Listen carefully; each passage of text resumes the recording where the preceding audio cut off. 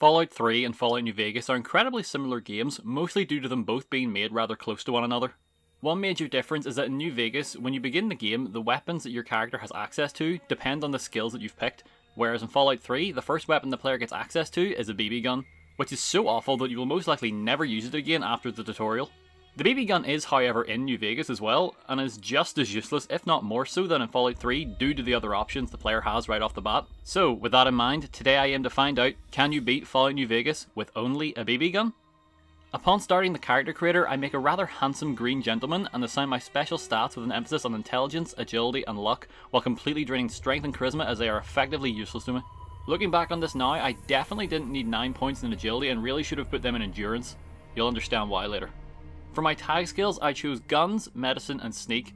I should probably point out that at this part I hadn't realised that the BB gun does not get that big of a damage bonus from critical hits, so for the time being I may have wasted a tag skill here with sneak.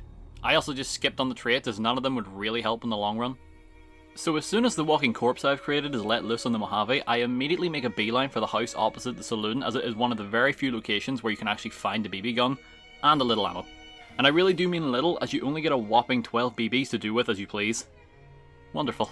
The gun isn't in great condition, but thankfully the house by the cemetery has another BB gun outside that I can use for parts at some point down the line. Sadly though, no more ammo, so it's looking like 12 measly BBs is all I have for the time being, as Chet in the general store also refuses to sell any. So I just buy some healing supplies and leave. I helped Sonny thin out the local bottle numbers that had been harassing the town so that I could start the Ghost Town gunfight quest. I proceeded to follow Joe Cobb outside and attempted to end his life, which went about as well as you'd expect. After all 12 BBs bounced off his torso and did about 1/6 of his total health bar and damage, I realised that I wasn't killing anyone anytime soon. So I loaded back to before I wasted my precious cargo and decided that before I did anything, I needed more ammo. The thing is, the only merchant I know of that sells BBs is the Gunrunner's Vendatron, which is right outside the strip. Well, without many options right now, I decided the best course of action was to throw caution to the wind and take the direct approach to the strip by going through Quarry Junction. Because while it was incredibly dangerous, I really didn't want to take the long way through Prim and Novak with next to no ammo. Thanks to having a decent sneak skill this early in the game, I was able to very slowly sneak past all the Deathclaws and Scorpions without being spotted. Fun fact, I've never actually came this way before at the start of the game because I always assumed it was next to impossible, so to say this was a surprise to me is an understatement. After all this, I arrived outside Camp McCarran and was lucky enough to grab an NCR uniform off of one of the dead soldiers so that I could take the monorail straight to the strip. I never did this.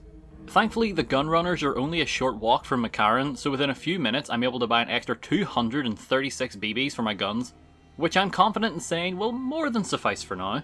With my newfound sense of power, if you could call it that, I head back to Good Springs to finally put this toy to work against the Powdergangers. As you all probably expected, however, I pretty much contribute jack squat during this whole fight. Like, I was firing my gun at the enemy, but the people of Good Springs really did not need my help here at all. Regardless, I level up, put all my points into sneak, and take the confirmed bachelor perk to try and get some kind of increase in damage no matter how small. I then also took the caps Ringo gave me to go purchase more ammo, cause why not? It was at this very moment that I made an executive decision. If I continued using the BB gun as I am, I'm probably going to end up just avoiding most fights I can, and I don't want to do that as I've already beaten the game without attacking anyone. So I decided that I would go to Field Shack and get the Abilene Kid legendary BB gun. When compared to the normal BB gun, it's mostly the same, the only major difference being that it actually does a decent amount of damage off of critical hits, meaning luck and sneak are now actually worth something to me. Once I grab the gun, I immediately test it out on poor old George, which results in an instant kill from stealth. Sounds good, right? Well, that's only when you manage to get a crit, and to be honest, even sometimes that doesn't seem to work. When I tried it out in the nearby chem addicts, the game told me I landed a successful crit, but he took no damage. No clue why this happens, but spoiler warning, this persisted throughout the whole run. With no real idea of what to do, I decided to just press on with the main quest, which led me to the Atomic Wrangler, where I abused my maxed out luck stat to completely clean out the guards of everything they owned. They got the last laugh, however, when I forgot to exchange my winnings for caps and got promptly put down by the Securitrons at the entrance to the strip. One resurrection from the dead later and I managed to make it Vegas proper, and then began getting banned from any building that even remotely involved gambling. Long story short, by the time I was finished I had somewhere around 31,000 caps. Not content with that fortune, however, I agreed to bring Mr. House the Platinum chip for the mere promise of even more money. Peace was never an option with Benny, so I used my winnings to buy some reinforced Mark II combat armor from the Gunrunners, and then brought the fight to the tops. Every shootout at this point is like playing a game of Russian roulette. More often than not, nothing happens, and everyone's fine. But every now and then, the trigger is pulled and someone dies. At one point I got a sneak attack on Benny and assumed I killed him as I saw him fall over, but that was just a trick, as a few minutes later he attacked me. I made sure he was dead this time. With that, I grabbed the chip, finished dealing with the last of the chairmen, took the Bloody Mess perk for the hell of it, and then for the first time ever decided to side with the NCR. Not sure why, but I did. My first task was to enlist the aid of the boomers. A few broken bones and destroyed eardrums later, and I began helping the boomers with their problems rather than just killing them for a change. First was listening to this kid talk about their history, which just involves waiting around, so nothing difficult about that. I also helped Jack here find love by killing the boss of the girl he has been spying on with his binoculars, so that she'll have to come live on the airfield with him. I promise it's nicer than it sounds.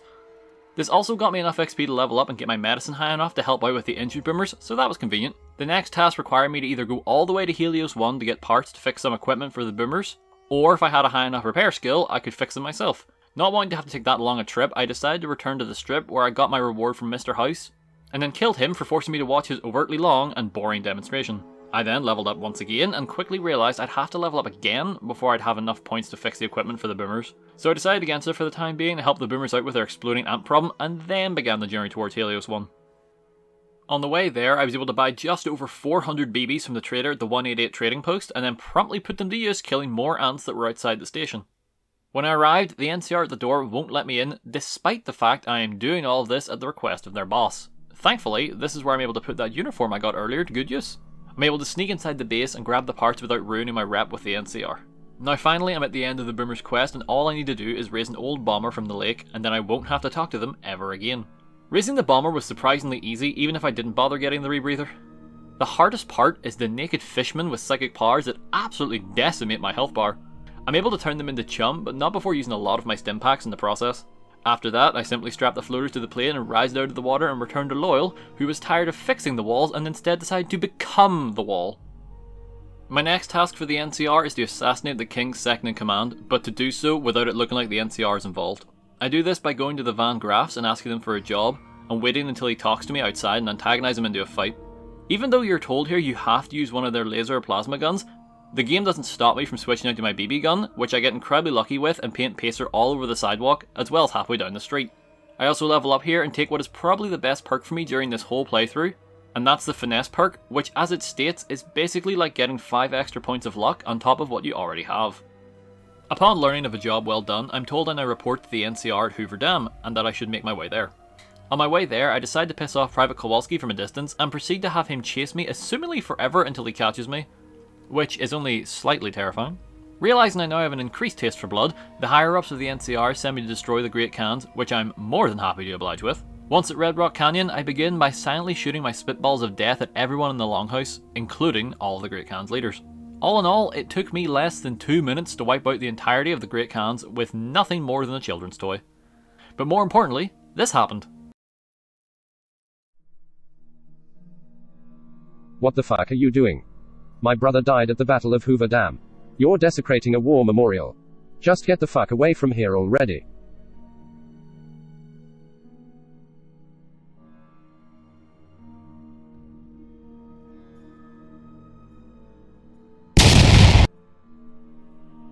Upon returning to Hoover Dam, I decided to stop in with the quartermaster to by chance see if he had any BBs. And yeah, he had a couple. Next, I needed to find out what was going on with the Emerdas. Well, I used up all my diplomacy with the boomers, so I just walked in, fired a few shots and left, because I mean, I didn't want to waste any ammo. Funny enough, even though I clearly was not going to pass this speech check, selecting it still technically worked as it let me progress to the next part of the main quest, which once again is another hit job for the NCR. I would actually have liked to have had a peaceful option here, because I don't think I need to explain to you all why I don't want to fight the Brotherhood with a BB gun. Well, I'm a good little soldier at the end of the day, so I made my way to the hidden bunker and gave it my best shot. I'll be honest, it went better than I could have hoped for. And by that, I mean I was at least able to kill like 4 of them before they killed me. So after getting beaten around by the Brotherhood for a bit, I decided to load an earlier save and just agree to do some of their dirty work for them, which involves getting rid of this NCR Ranger, the needs of the many and all that. After that small bout of murder, I'm allowed to come and go as I please, which was the biggest mistake they've ever made. I stole the Elder's keycard, and then I killed Harden and took his as well. At this point, I noticed this weird glitch. See, I killed Harden before talking to the Elder about my assignment, which is fine, but usually Harden will be waiting for you just outside the Elder's quarters after getting the assignment. But since he's dead, his dead body instead just teleports to where he's meant to be standing. How weird. Anyway, I killed the head scribe for the last keycard and buried the Brotherhood underground, where they belong. Now for my last task before the final battle. In a weird turn of events, I now need to stop an assassination by any means necessary with the help of Ranger Grant. Which doesn't mean a whole lot, as I don't think he's the sharpest tool in the shed. We've got a lot to do to prepare for the President's...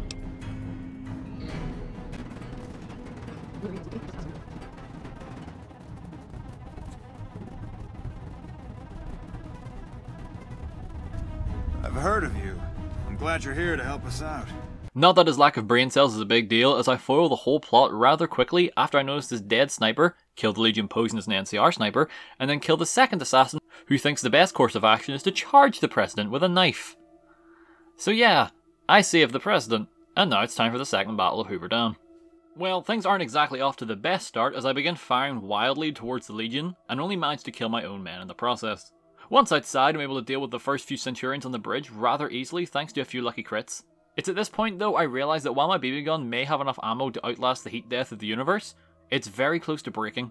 So I decided to just ignore whatever Legion soldiers I can and press onwards towards the Legate's camp. Halfway to the camp I was joined by a small army of NCR Rangers, as well as the bomber I salvaged earlier, which is more than enough to deal with the Legion and their pointy sticks.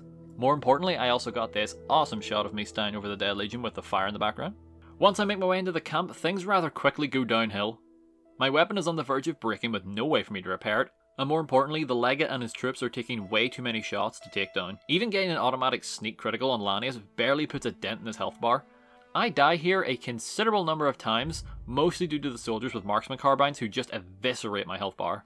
After many attempts, I realise that there's no way I'm getting past this fight in my current state, so I load back to a previous save right before the final battle to do some preparations. I head back to Goodsprings and stock up on as many healing items as I can from Chet and Doc Mitchell, and then head to the Boomers and do the same there, totaling for 42 stim packs by the time I'm finished. I also head to Mick and Ralph's to get my BB gun as repaired as physically possible to ensure that it will last for the whole battle with the Legate no matter what.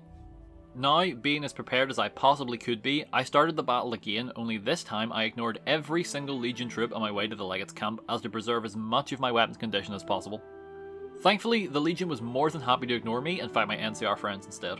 Upon entering the camp, things were already going much better than before as I got a lucky one-shot kill on both of the Prime Legionaries that were waiting at the gate. I also made sure this time to take out all the Legion that I could before confronting the Legate, especially the two in the sniper towers with the carbines. The first attempt on Lanius went shockingly well when I got multiple crits in a row and brought his health down to just a sliver. That was until he then knocked me down with a single swing and his guards punched the crap out of me in record time. Next try and I wasn't as lucky with crits, but he also didn't manage to knock me down, so we take what we can get. This is where my strategy pretty much devolved into using VATs for guaranteed hits and then running backwards and hip firing until my action points refilled. They were all so clustered together at this point that it would have been harder to not hit someone. Surprisingly, this strategy paid off and I was able to send Lanius' head a-flying. That said, however, his legionaries were proving to be more of a problem at this point. Again, it was the ones with the carbines. Looking back on the footage, I realised that after killing the Legion with the carbines, I should have been taking the guns because the other soldiers would immediately pick up the weapons and then I had to focus taking them out. Thanks to the hospital's worth of drugs in my pockets, however, I was able to keep myself healed and was eventually able to outlast this war of attrition with the Legion soldiers. I then went to find the body of the Legate and had planned to shoot his body with all 4,000 plus BBs, or until my gun broke, whatever came first, but that idea was quickly shot down whenever the Legate's body turned into strawberry jam. With that, General Oliver arrived to congratulate me for killing over 20 men with a glorified cap gun, the slideshow began to play, and I can confirm that yes, you can indeed beat Fallout New Vegas with only a BB gun.